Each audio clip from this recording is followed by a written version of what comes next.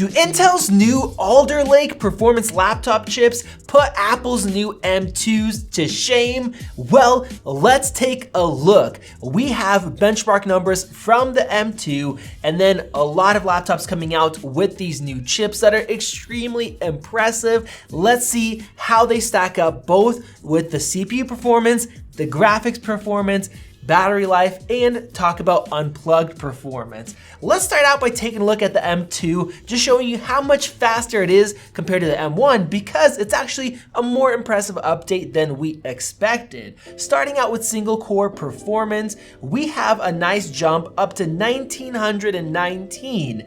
Now, this processor, the M2, uses the same 15 watts of power, but Apple is actually able to raise up the frequency up to 3.5 gigahertz from 3.2. Now, as far as multi-core, we have a jump of 19.5% faster with the same wattage. That is pretty dang impressive, but we'll see how it compares to Intel's. Now, for 100% CPU load in CINEBENCH R23, we had some numbers came out, but they seem a little bit off. So running just what Apple told us as far as performance, the single core should be up to 1800, which is really good, and the multi-core up to 9300 or so. Now, on the graphics side, this is where things got very impressive. We are seeing a score of 30,600. That is extremely impressive, almost 45% increase in performance. Now, if we add in the M1 Pro from the $2,000 14-inch MacBook Pro, you'll see that the M2 is much closer to that 14-core chip than it is to the 8-core M1. Now, that chip actually uses about 25 watts of power or so compared to 15 watts for the M2. Now, this has me wondering, did Apple upgrade the fan in the 13-inch MacBook Pro to work better and to be able to handle this higher wattage? Because that 14-inch has dual fans in there that are keeping it cool with that higher wattage, which is still not bad because that chassis actually goes up to M1 Max. But anyways, if we jump to real-world gaming performance with GFX Bench, we are seeing over a 45% jump in performance.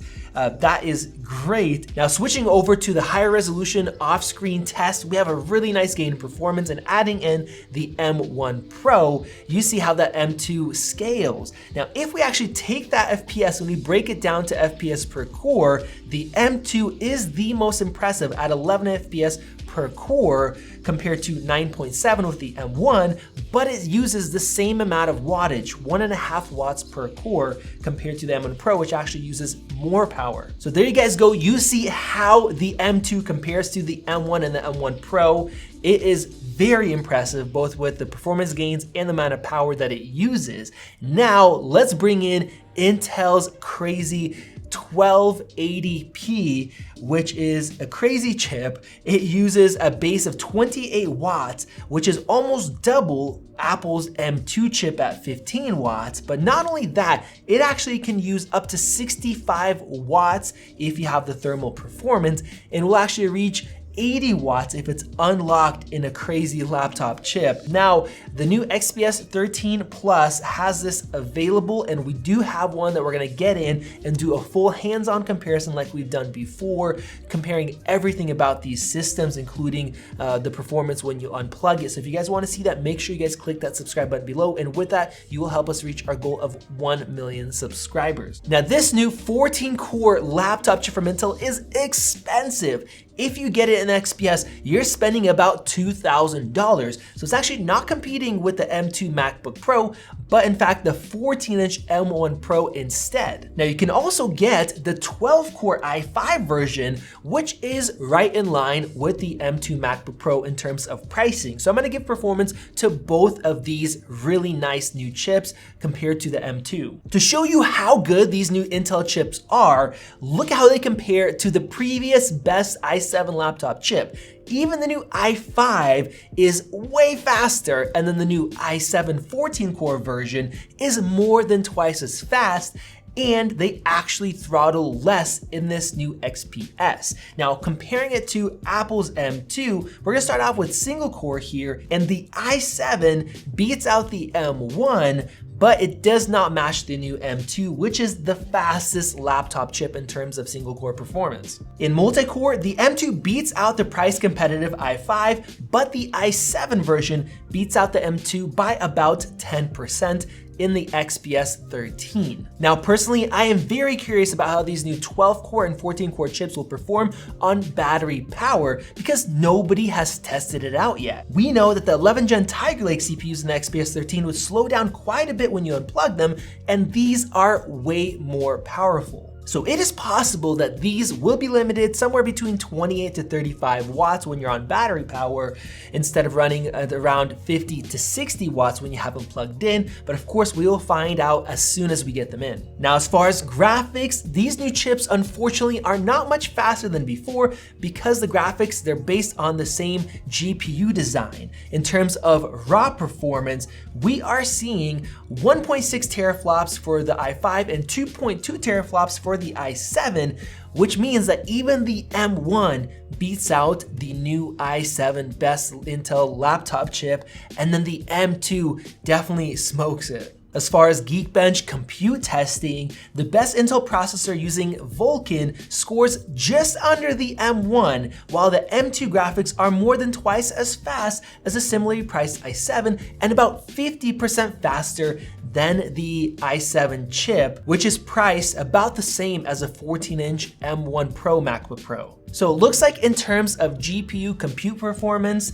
these latest Intel chips cannot really compete with Apple's graphics, which is probably why so many reviewers didn't really touch on graphics performance. They focused on the CPU. Now, we also know that these graphics, which are similar to the last generation, did not perform the same as with Geekbench tests, which have a bunch of different things put together. When we took a look at photo and video editing, they actually were quite a bit slower than what the benchmarks would show you. As far as gaming, the 1440p Manhattan off-screen test shows just how fast the M2 is compared to the i7. Even the M1 is close to twice as fast, but the M2 is up to 2.4 times faster than the i7. And then adding in the M1 Pro, which is similarly priced, that is almost 3.5 times faster. But of course, even though we have this great gaming performance for metal optimized games, we don't have a lot of those. Those games are on Windows, but this laptop still isn't gonna do a good job playing them. You will have to pick up a thicker, heavier, larger laptop that has dedicated NVIDIA graphics built into it. But then we also know that when you have that graphics card, you have to keep it plugged in, because when you unplug it, the gaming performance with the NVIDIA chips plummets. Now, as far as the battery life for real-world mixed tasks, this isn't just simple, video playback with low brightness. The i5 with a 1080p screen doesn't do so bad, but the i7 with a 3.5K screen is still pretty terrible like it was before. And we don't know what kind of performance loss we're gonna get when you unplug it from the wall. We'll have to see. Now, the M1 and the M2 MacBook Pros have really killer battery life, and of course, the performance does not change. It is consistent. So with that said, do Intel's latest Alder Lake 12-core and 14-core processors destroy the M2? Well, kind of, but not exactly. First off, if we're looking at the i5 version, it is much closer to the M2. In some cases, a little bit faster, but most cases it is not.